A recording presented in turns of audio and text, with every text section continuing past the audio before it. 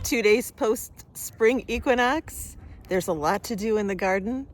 And it's 10 days since I sowed all of these jugs, winter sowing right over the earth style. Let's see what's happening. Well, here's the bed we did last episode, putting the Caliente Mustard in to help combat the Root Knot Nematode issue. Woohoo! We have germination, Houston, in spite of 2 1-inch snow events. Also in this bed, there are some spring bulbs coming up.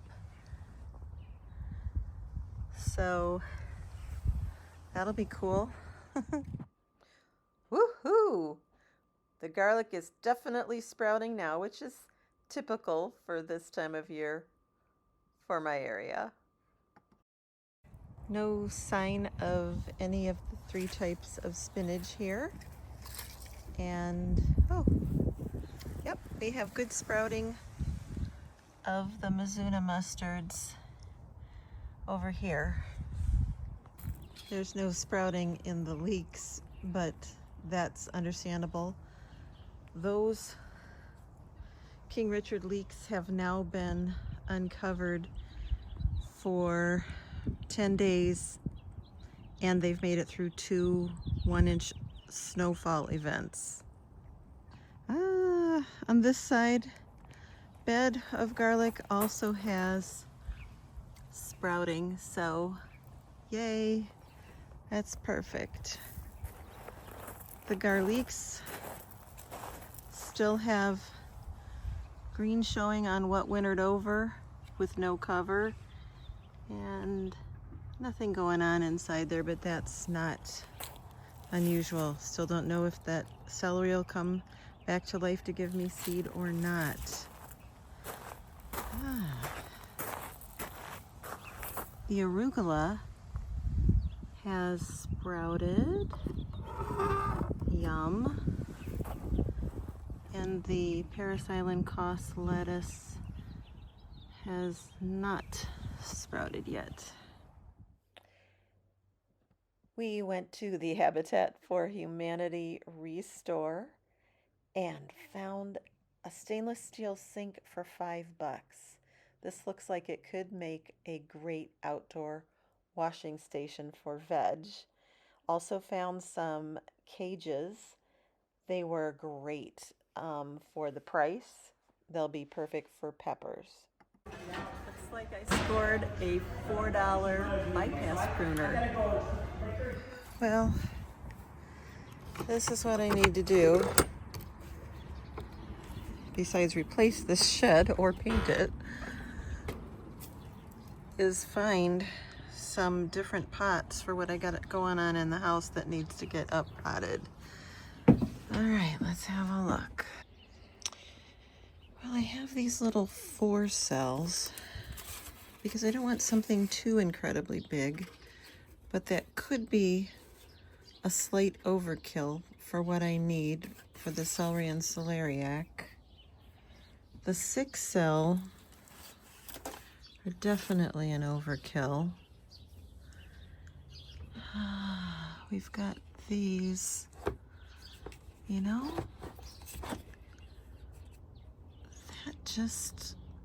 that might just do it and keep it compact for travel between here and Door County. That might be the winner. And I am going to get these little babies potted up, my celery and celeriac. I was hoping they'd hold a little bit longer inside, but they just need to get potted up. And I'm not going too far because they don't really grow all that much by the time I plant them out. So this cell is gonna do me just fine, and we're gonna go in for some of this organic pre-mixed potting soil because I've had good luck with this brand, and we're just gonna push the easy button, so to speak. Now you can use a lot of fancy dibbers, but I come with 2 that my mama and daddy gave me, and they work just fine to dib some holes. and there's no extra cost to buy them. All right, let's get at potting these up, and I'll show you what I'm doing. I'm going to start with my Utah tall celery.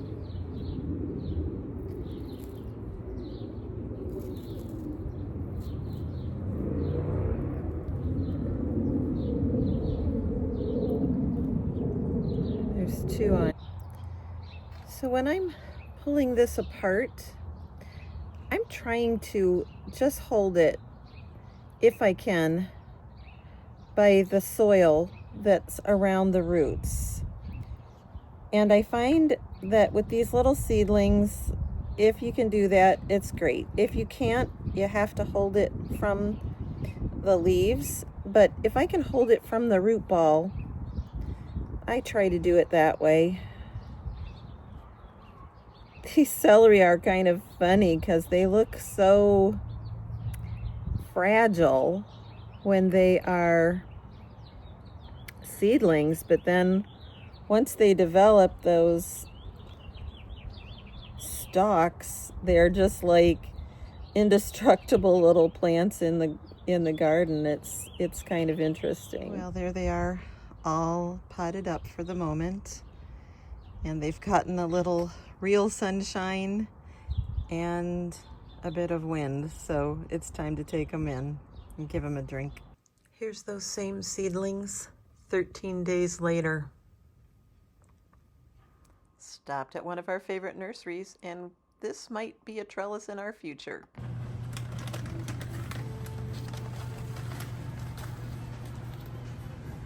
Here it is, crab and lobster shell multi-purpose plant food. Okay, good. All right, we'll take that. And oh, they got Fox Farm, and I need a CalMag because mine is almost out. Well, here's what we came home from the nursery. This crab and lobster shell multi-purpose food is supposed to be good for putting Chilton in the soil that is effective on the nematodes. And then these 3 types of marigolds are also good to grow in the ground. And I particularly like this one because it's called the Naughty Marietta. So I'm going to be growing those. Part of them have to be chopped and dropped into and dug into the soil, just like the other biofumigant, the Caliente Mustard that I put in. And I got a bulb tool, and I like this tool because it squeezes and opens to release the dirt. How cool is that? Picked up some fingerling potatoes, not because we really needed to grow any more potatoes, but Elle said, oh, that sounds tasty. And I'm like, okay, let's do it. Always good to have some humic acid on board for certain plants, particularly peppers, I found. And they had these epic trays. Now I got other size epic trays with my Birdie's Bed order, but these look cool. To get the little seedlings started, almost like soil blocking. So had to give those a try. And I was out of CalMag, so needed to get some of that. So that's my little haul. So I am going to get my French fingerling potatoes that Al wanted to do going. And what I'm going to do is use the egg tray like I did last year. I saved these to rip up and put in my compost, so I have a ton of them. But I took the lid off and I put the top inside of the bottom because doubled up, they're, more sturdy, more robust for moving around, and marked them that today's the day I'm putting them to chit. And just 8 days later, we have beautiful little chits forming all over the potatoes. So what I'm going to do today is put some bulbs up here in front. And to do that, I'm going to use the bulbs that I didn't get in last fall, and I'll put them in with bulb tone and my new bulb planter. That's really cool. And this is the bed that I am going to work on. Doesn't look like I got any of my snaps to overwinter this time.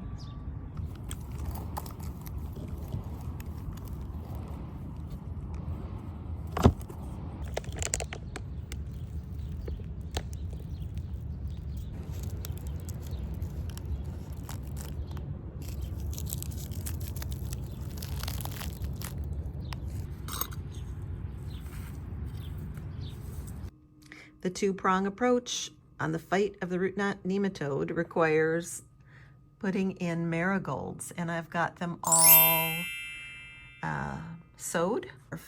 This one's kind of interesting because as temperatures warm, the petals move from a solid burgundy to striped with yellow. So that's going to be quite interesting. I've had these before. These are edible. In the tangerine, I've had it, but this has a blend of all of them. So quite excited that I got that job done. Historical information about the marigold.